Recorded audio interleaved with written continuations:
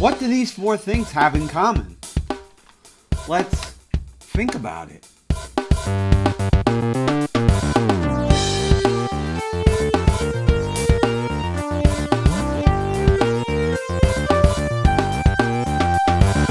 Hey, my name's Justin Harrell. I challenge you to challenge yourself to think about less taught biblical topics. Our cultures have been inundated with pagan symbolism, whether you realize it or not. We looked at our calendar. We looked at the days of the week. We looked at our solar system and space programs. But it doesn't stop there. Product placement. It's also known as embedded marketing. It's designed to get your attention, to make you desire the product being shown. One could argue that Darth Vader cookie jar is product placement. So, you have accepted the truth. Well, what if I told you that this whole world is one big product placement ad for the gods of old?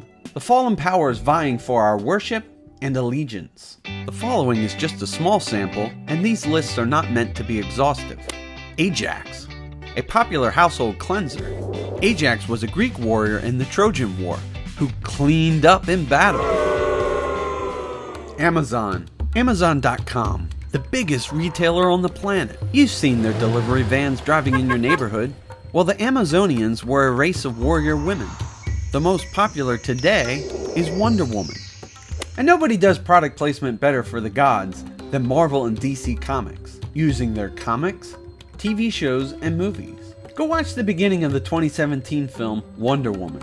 Diana's mom tells her a story of the gods. It's straight up Greek myth, bringing honor to the gods of old. Again, this is an echo of the Genesis 6 narrative of the lesser Elohim taking human women as wives. I tried to get my wife to do a cameo here for this Wonder Woman segment, but she wouldn't have any of it. I said, honey, it's for the greater good. And she was like, greater good? I am your wife. I'm the greatest good you are ever gonna get. Let's not leave out Marvel. They have Thor, the god of thunder.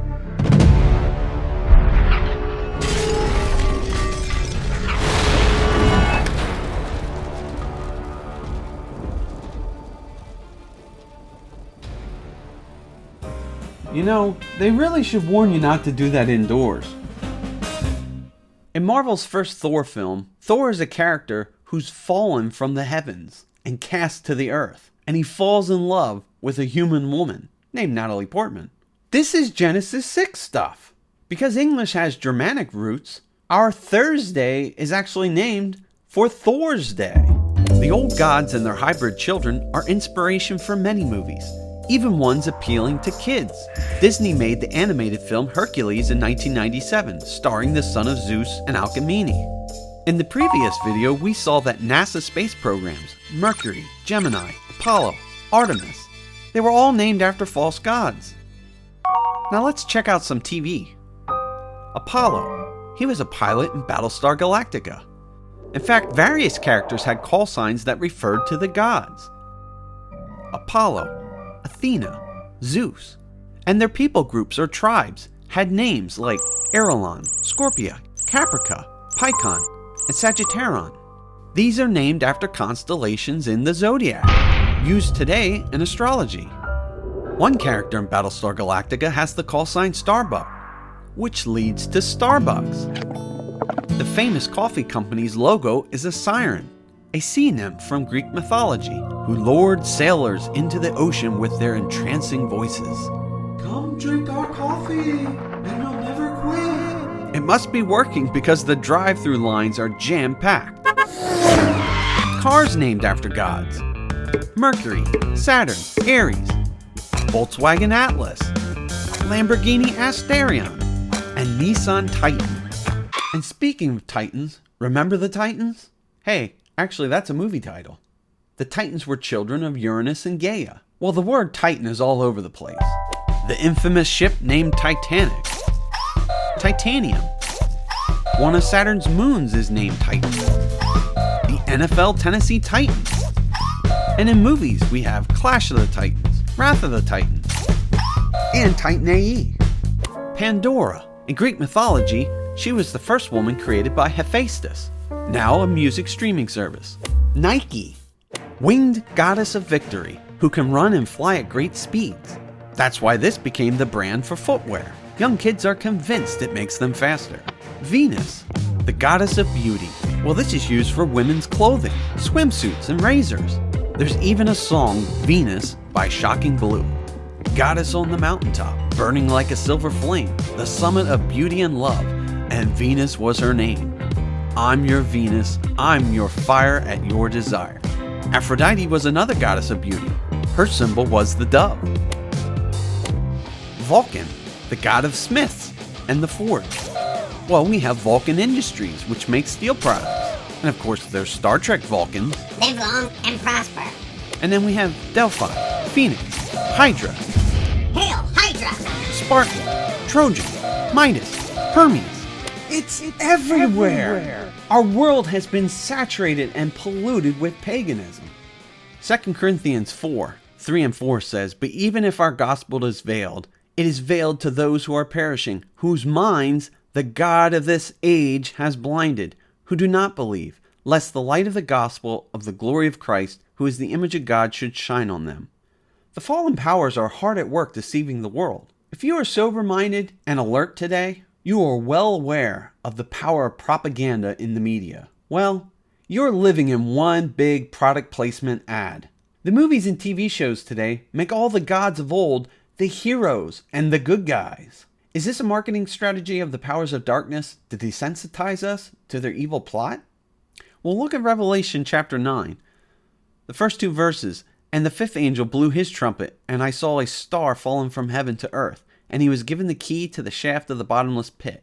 He opened the shaft of the bottomless pit, and from the shaft rose smoke like the smoke of a great furnace, and the sun and air were darkened with the smoke from the shaft." And if we add to that verses 13-15, "Then the 6th angel blew his trumpet, and I heard a voice from the 4 horns of the golden altar before God, saying to the 6th angel who had the trumpet, 'Release the 4 angels who are bound at the great river Euphrates.' So the 4 angels who had been prepared for the hour, the day, the month, and the year were released to kill a third of mankind." See, one day these powers that are locked away are going to be released. Will mankind accept them because we'll view them as the heroes and see the Most High God as the villain? According to Scripture, it would seem so. They will gather together to fight God. When you realize there is all this product placement around you, you might try and avoid it. A word of caution. The legalist will attempt to convince you that anything with a hint of pagan labeling is off limits. This will most of the time lead to not celebrating Christmas or even not using the English name Jesus. The legalists will then push their personal convictions on the rest of the Christian community. This is utterly futile because these individuals really aren't that consistent. Are they going to stop using our pagan calendar? Stop using the names of the days of the week? They're going to stop watching all TV, stop watching all movies. They're going to stop buying cars. They're going to stop buying cleaning products, stop buying certain brands of clothing, stop eating certain foods, stop shopping at certain businesses. Let's just boycott the world. Yeah, good luck with that. You just cannot avoid the world we live in, nor are we commanded to. Actually, just the opposite. Jesus told his followers to go into the world, to the ends of the earth, to make disciples. Have you ever gone to see a movie on a bright summer day? You walk into the dimly lit theater, and it might be hard to see at first. And then slowly, your eyes grow accustomed to the low light. Then you sit in darkness for 2 to 3 hours. But if you exit the back door while the credits are scrolling, you're blasted with bright white light. You've grown accustomed to darkness, and the light is almost painful. This is the world we live in. It's full of darkness. Everywhere people are walking around accustomed to it. Most not even aware that they are in darkness. But Christians have the light of the gospel. It pierces through the darkness. But this can be painful sometimes. They might reject it and quickly go back to the comfort of their darkness. But for those of us who have seen the light and walk in it, our eyes have been opened to see. So, share the light of the gospel, for it is the power of God for salvation to everyone who believes. The light shines in the darkness, and the darkness has not overcome it. It's something we should think about.